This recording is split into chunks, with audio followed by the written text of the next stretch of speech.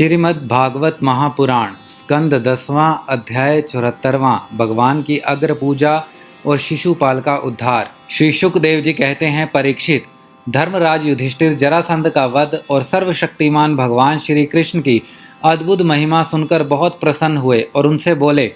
धर्मराज युधिष्ठिर ने कहा, सच्चिदानंद स्वरूप श्री कृष्ण त्रिलोकी के स्वामी ब्रह्मा, शंकर आदि और इंद्र आदि लोकपाल सब आपकी आज्ञा पाने के लिए तरसते रहते हैं और यदि वह मिल जाती है तो बड़ी श्रद्धा से उसको शिरोधार्य करते हैं।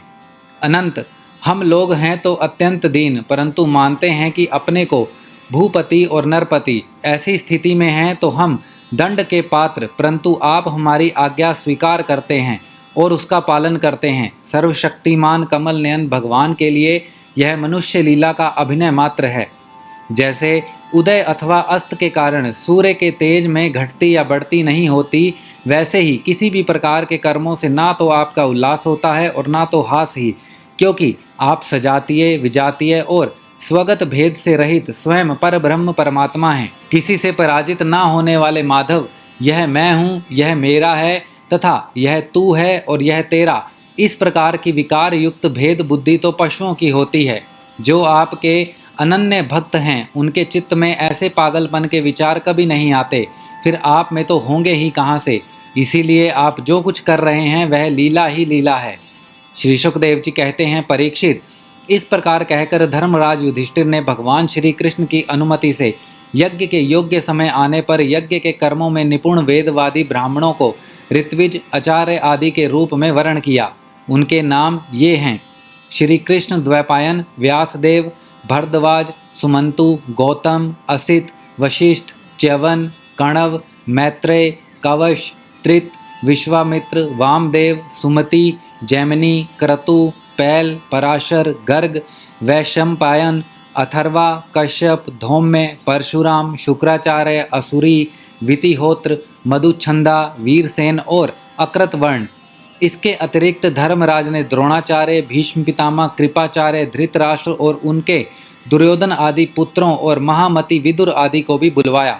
राजन, राजसूय यज्ञ का दर्शन करने के लिए देश के सब राजा, उनके मंत्री तथा कर्मचारी, ब्राह्मण, क्षत्रिय, वैश्य, शूद्र सबके सब वहां आए। इसके बाद ऋत्विज ब्राह्मणों ने सोने के हलों से यज्ञ की भूमि को जुतवाकर राजा युधिष्ठिर को शास्त्रानुसार यज्ञ की दीक्षा दी। प्राचीन काल में जैसे वरुण देव के यज्ञ में सब के सब यज्ञ पात्र सोने के बने हुए थे, वैसे ही युधिष्ठिर के यज्ञ में भी थे।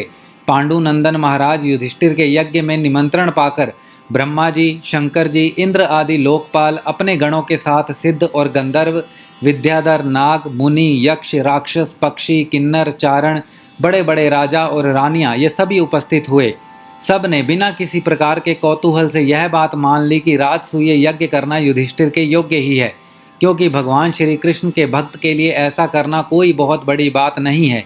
उस समय देवताओं के समान तेजस्वी याजकों ने धर्मराज युधिष्ठिर से विधि पूर्वक राजसूय यज्ञ करवाया, ठीक वैसे ही जैसे पूर्व काल में देवताओं ने वरुण से करवाया था। सोमलता से रत्स निकालने के दिन महाराज युधिष्ठिर ने अपने परम भाग्यवान याजकों और यज्ञ कर्म की भूल चूक का निरीक्षण करने वाले सदस्य पतियों का बड़ी सावधानी से विधि पूर्वक पूजन किया। अब सभासद लोग इस विषय पर विचार करने लगे कि सदस्यों में सबसे पहले किसकी पूजा अग्र पूजा होनी चाहिए। जितनी मति उतने मत, इसीलिए सर्वसम्मति से कोई निर्णय न हो सका। ऐसी स्थिति में सहदेव ने कहा, यदुवंश शिरोमणि भक्त वत्सल भगवान श्री कृष्ण ही सदस्यों में सर्वश्रेष्ठ और अग्र पूजा के पात्र हैं, क्योंकि यही समस्त देवताओं के रूप में हैं और देश, काल, धन आदि जितनी भी वस्तुएं हैं उन सब के रूप में भी ये ही हैं। यह सारा विश्व श्री कृष्ण का ही रूप है। समस्त यज्ञ भी श्री कृष्ण स्वरूप ही हैं। भगवान श्री कृष्ण ही अग्नि, आहुति और मंत्रों के रूप में हैं। ज्ञान मार्ग और कर्म मार्ग ये दोनों भी श्री कृष्ण की प्राप्ति के ही हेतु हैं। सभासदों, मैं कहाँ तक वर्णन करूं। भगवान श्री कृष्ण वह एक रस अद्वितीय ब्रह्म हैं, जिनसे सजातीय, विजातीय और स्वगत भेद नाम मात्र का भी नहीं है। यह संपूर्ण जगत उन्हीं का स्वरूप है। वे अपने आप में ही स्थित और जन्म, अस्तित्व, वृद्धि आदि 6 भाव विकारों से रहित हैं। वे अपने आत्म स्वरूप संकल्प से ही जगत की सृष्टि, पालन और संहार करते हैं। सारा जगत श्री कृष्ण के ही अनुग्रह से अनेकों प्रकार के कर्म का अनुष्ठान करता हुआ धर्म, अर्थ, काम और मोक्ष रूप पुरुषार्थों का संपादन करता है। इसीलिए सबसे महान भगवान श्री कृष्ण की ही अग्र पूजा होनी चाहिए। इनकी पूजा करने से समस्त प्राणियों की तथा अपनी भी पूजा हो जाती है। जो अपने दान धर्म को अनंत भाव से युक्त करना चाहते हों, उसे चाहिए कि समस्त प्राणियों और पदार्थों के अंतर आत्मा भेदभाव रहित परम शांत और परिपूर्ण भगवान श्री कृष्ण को ही दान करें। परीक्षित, सहदेव भगवान की महिमा और उनके प्रभाव को जानते थे। इतना कहकर वे चुप हो गए। उस समय धर्मराज युधिष्ठिर की यज्ञ सभा में जितने सत्पुरुष उपस्थित थे, सब ने एक स्वर से बहुत ठीक कहकर सहदेव की बात का समर्थन किया। धर्मराज युधिष्ठिर ने ब्राह्मणों की यह आज्ञा सुनकर तथा सभासदों का अभिप्राय जानकर बड़े आनंद से, प्रेमोद्रेक से विहल होकर भगवान श्री कृष्ण की पूजा की। अपनी पत्नी, भाई, मंत्री और कुटुंबियों के साथ धर्मराज युधिष्ठिर ने बड़े प्रेम और आनंद से भगवान के पांव पखारे तथा उनके चरण कमलों का लोक पावन जल अपने सिर पर धारण किया।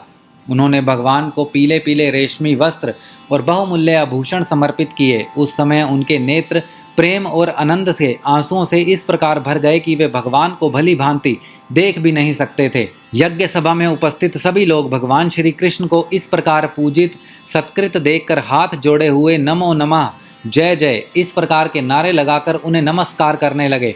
उस समय आकाश से स्वयं ही पुष्पों की वर्षा होने लगी। परीक्षित, अपने आसन पर बैठा हुआ शिशुपाल यह सब देख सुन रहा था। भगवान श्री कृष्ण के गुण सुनकर उसे क्रोध हो आया और वह उठकर खड़ा हो गया। वह भरी सभा में हाथ उठाकर बड़ी असहिष्णुता किंतु निर्भयता के साथ भगवान को सुनाकर अत्यंत कठोर बातें कहने लगा। सभासदों, श्रुतियों का कहना सर्वथा सत्य है कि काल ही ईश्वर है। लाख चेष्टा करने पर भी वह अपना काम करा ही लेता है। इसका प्रत्यक्ष प्रमाण हमने देख लिया कि यहाँ बच्चों और मूल की बात से बड़े बड़े वयोवृद्ध और ज्ञान वृद्धों की बुद्धि भी चकरा गई है।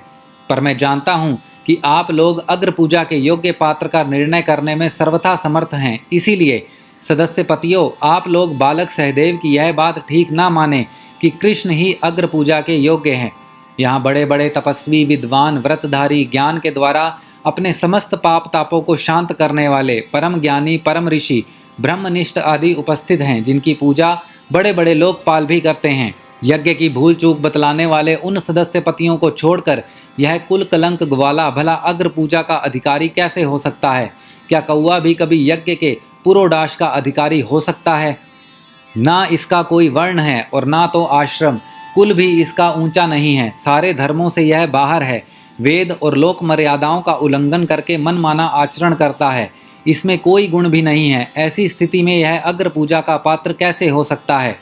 आप लोग जानते हैं कि राजा ययाति ने इसके वंश को शाप दे रखा है। इसीलिए सत्पुरुषों ने इस वंश का बहिष्कार कर दिया है। ये सब सर्वदा व्यर्थ मधुपान में आसक्त रहते हैं। फिर ये अग्र पूजा के योग्य कैसे हो सकते हैं? इन सब ने ब्रह्म ऋषियों के द्वारा सेवित मथुरा आदि देशों का परित्याग कर दिया और ब्रह्म वर्चस्व के विरोधी समुद्र में किला बनाकर रहने लगे। वहां से जब ये बाहर निकलते हैं तो डाकुओं की तरह सारी प्रजा को सताते हैं। परीक्षित, सच पूछो तो शिशुपाल का सारा शुभ नष्ट हो चुका था। इसी से उसने और भी बहुत सी कड़ी कड़ी बातें भगवान श्री कृष्ण को सुनाई, परंतु जैसे सिंह कभी सिहार की हुआ पर ध्यान नहीं देता, वैसे ही भगवान श्री कृष्ण चुप रहे। उन्होंने इसकी बातों का कुछ भी उत्तर ना दिया। परंतु सभासदों के लिए भगवान की निंदा सुनना असह्य था। उनमें से कई अपने अपने कान बंद करके क्रोध से शिशुपाल को गाली देते हुए बाहर चले गए। परीक्षित, जो भगवान की या भगवत परायण भक्तों की निंदा सुनकर वहां से हट नहीं जाता, वह अपने शुभ कर्मों से च्युत हो जाता है और उसकी अधोगति होती है। परीक्षित, अब शिशुपाल को मार डालने के लिए पांडव, मत्स्य, कैकय और संजय वंशी नरपति क्रोधित होकर हाथों में हथियार ले उठ खड़े हुए, परंतु शिशुपाल को इससे कोई घबराहट ना हुई। उसने बिना किसी प्रकार का आगा पीछा सोचे अपनी ढाल तलवार उठा ली और वह भरी सभा में श्री कृष्ण के पक्षपाती राजाओं को ललकारने लगा। उन लोगों को लड़ते झगड़ते देख भगवान श्री कृष्ण उठ खड़े हुए। उन्होंने अपने पक्षपाती राजाओं को शांत किया और स्वयं क्रोध करके अपने ऊपर झपटते हुए शिशुपाल का सिर छुरे के समान तीखी धार वाले चक्र से काट लिया। शिशुपाल के मारे जाने पर वहां बड़ा कोलाहल मच गया। उसके अनुयायी नरपति अपने अपने प्राण बचाने के लिए वहां से भाग खड़े हुए। जैसे आकाश से गिरा हुआ लूक धरती में समा जाता है, वैसे ही सब प्राणियों के देखते ही देखते शिशुपाल के शरीर से एक ज्योति निकलकर भगवान श्री कृष्ण में समा गई। परीक्षित, शिशुपाल के अंतःकरण में लगातार 3 जन्म से वैर भाव की अभिवृद्धि हो रही थी और इस प्रकार वैर भाव से ही सही ध्यान करते करते वह तन्मय हो गया, पार्षद हो गया। सच है, मृत्यु के बाद होने वाली गति में भाव ही कारण है।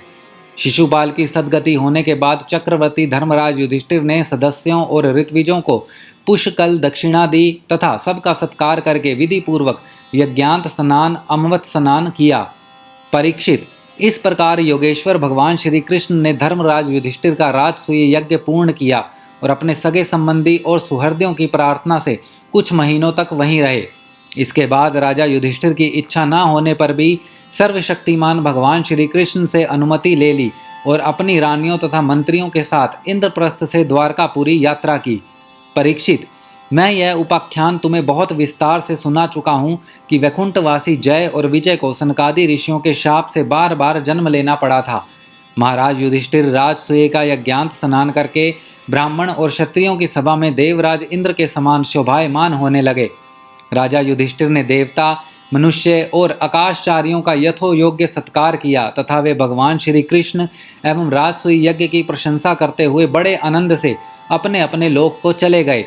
परीक्षित, सब तो सुखी हुए, परंतु दुर्योधन से पांडवों की यह उज्ज्वल राज लक्ष्मी का उत्कर्ष सहन न हुआ, क्योंकि वह स्वभाव से ही पापी, कलह प्रेमी और कुरुकुल का नाश करने के लिए एक महान रोग था।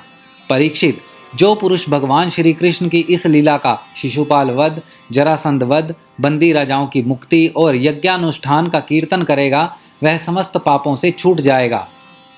श्रीमद् भागवत महापुराण स्कंद 10वां अध्याय 74वां समाप्त।